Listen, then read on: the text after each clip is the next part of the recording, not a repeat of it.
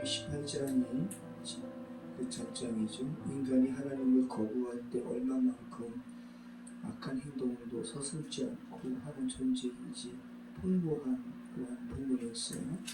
그죠? 수간도 하고 남의 아내와 동침도 하고 그렇게 레위기 18장이 하나님께서 그 인간의 죄악성을 폭로하시고 경고하시는 내용이라면 레위기 19장은 그러한 죄악된 세상에서 너희는 이렇게 살아라, 거룩하게 살 것을 말씀하시는 그런 계명의 말씀입니다. 그래서 우리 그 출애굽기 20장의 10계명의 평행 본문이 레위기 19장입니다. 자, 다시 한번 레위기 19장 1절 한번 보실까요? 1절 2절 여호와께서 모세에게 말씀하여 이르시되 너는 이스라엘 자손의 온 회중에게 말하여 이르라 너희는 거룩하라 이는 나 여호와 너희 하나님이 거룩함이니라. 네, 거룩할 것을 말씀하시는 거예요. 그죠? 그러면 어떻게 거룩할 수 있습니까? 우리가 계속 오늘 읽어왔던 레위기 19장에서 계속 세세하게 말씀하시는 건데, 그죠? 마지막 19장 마지막 절에서 이렇게 핵심적으로 이렇게 한 문단으로 이야기하죠. 37절입니다. 제가 읽어드리겠습니다. 너희는 내 모든 규례와 내 모든 법도를 지켜 행하라. 나는 여호와니라. 그죠? 하나님께서 말씀하신 규례와 법도 지키면 거룩해지는 겁니다. 자, 그래서 하나님의 법도는 단순한 겁니다. 죄된 세상에서 행하는 죄된 행위들을 하지 않으면 되는 겁니다. 그래서 19절로 22절 말씀에는 특별히 섞지 말 것을, 육축의 교합, 두 종자의 섞어 뿌림, 두 재료로 직정한 옷을 예를 들어서 말씀하고 있습니다. 그러니까 우리가 창세기 말씀을 볼 때 야곱과 에서의 톨레도에 대해서 이야기하면서, 그죠? 야곱의 톨레도는 섞지 않았어요. 근데 에서의 톨레도는 이방 사람과 섞었죠. 이것을 고발하는 게 아나가 광야에서, 그죠? 나귀를 치다가 노새, 그죠? 말과 나귀와의 교합종을 이렇게 만든 것을 고발하는 거랑 같은 겁니다. 그래서 단순히 그냥 이렇게 물질적인 것을 섞지 말라라는 이런 표면적인 의미를 넘어서 하나님을 온전히 신뢰하는 이 신앙을 너희 저버리지 말라는 거죠. 그죠? 이방 종교와 섞지 말라는 거예요. 그리고 특별히 하나님께서 간음을 미워하시는데 20절 이하 말씀 보면 자신이 종이거든요. 다른 사람과 정혼한 여종, 그러니까 다른 사람과 정혼을 했지만 자신의 여종이에요. 그러니까 소유권이 자신에게 있는 여종과 간음을 했단 말이죠. 고대 이방 세계에서는 자신의 여종을 뭐 이렇게 간음하는 것 죄로 여기지는 않을 거예요. 그죠? 왜? 자신의 소유니까. 근데 오늘 말씀 보면 그 여종이 그 간음한 사람의 소유였음에도 속건죄를 치러야 돼요. 그래서 자신의 종임에도 잘못했을 경우에는 하나님께 속건죄를 드릴 것을 말씀하시는 이 부분을 통해서 우리는 뭐를 생각할 수 있습니까? 우리 것이라고 여기는 것들이 실질적으로는 우리 것이 아니라는 거예요. 주님께서 그냥 맡겨주신 것이라는 거. 다시 한번 알게 되죠. 그리고 23절에서 25절에는 특별히 초목, 과일 나무를 인간의 할례받은 규례에 맞춰가지고 3년 동안은 그 열매를 먹지 말라. 그죠? 하나님의 관계를 외면한 상태의 영역이 없도록 하라는 거죠. 모든 삶의 영역을 하나님과 관계된 곳으로 너희는 인식하여라 라는 말씀을 하고 있어요. 자, 26절, 28절 말씀은 뭐예요? 무엇이든지 피째 먹지 말고 점을 치지 말고 술법을 행하지 말고 머리카락을 둥글게 깎지 말며. 여러분 그림을 연상해 보세요. 머리 위에 정수리 부분만 동그랗게 하고 나머지를 이렇게 미는 거, 요즘도 가끔 뭐 사람들이 이렇게 미는데 보기가 어때요? 흉하죠, 그죠?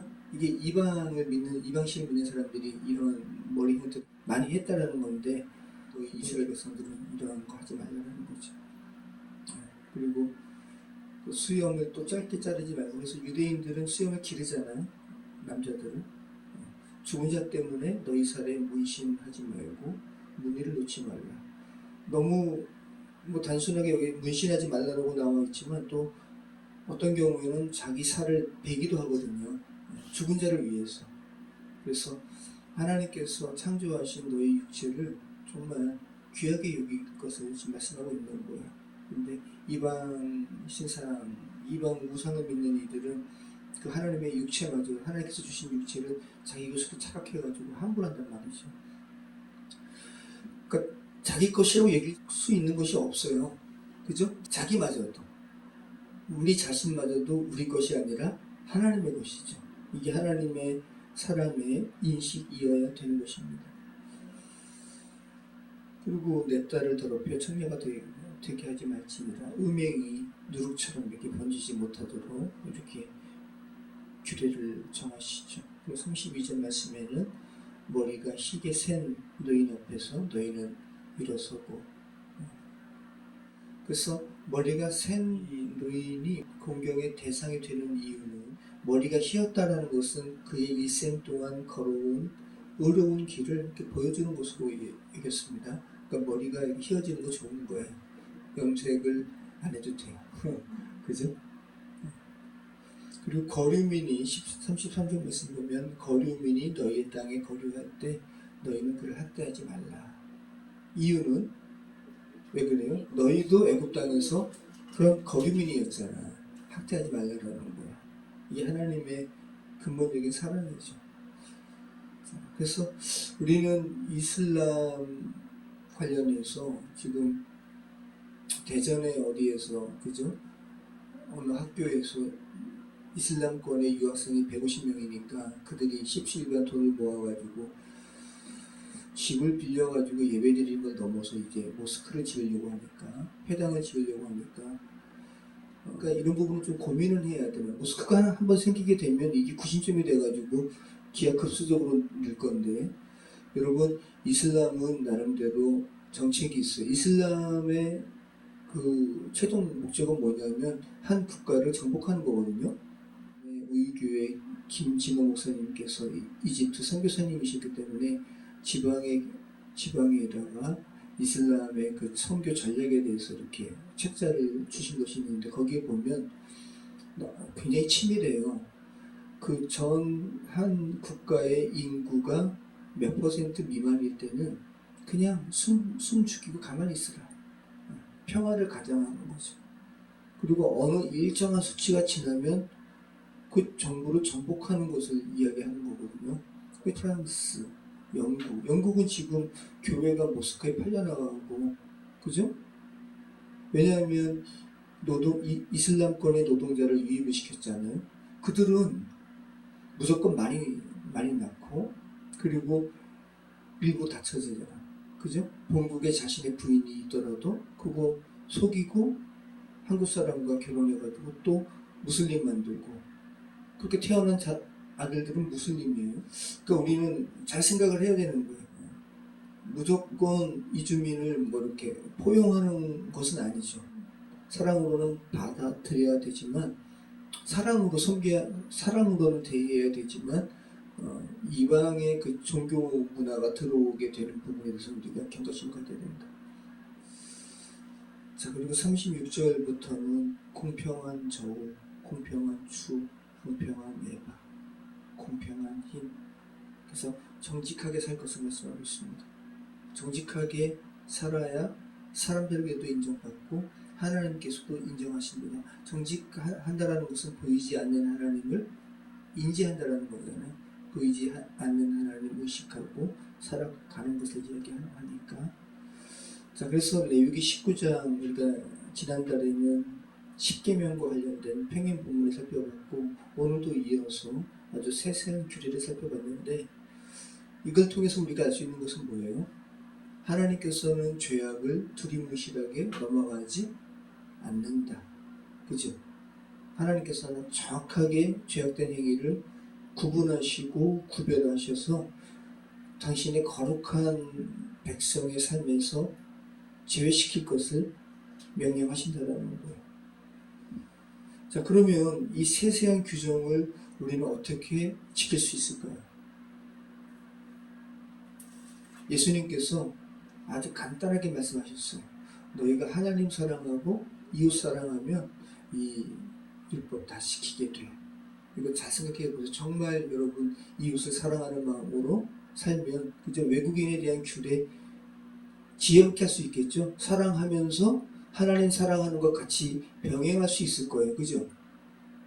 그쵸? 그러니까 이슬람권의 이주민에 대해서 우리가 어떻게 대해야 하는가?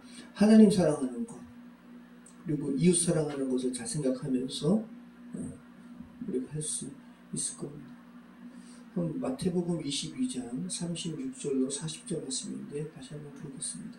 마태복음 22장 36절로 40절.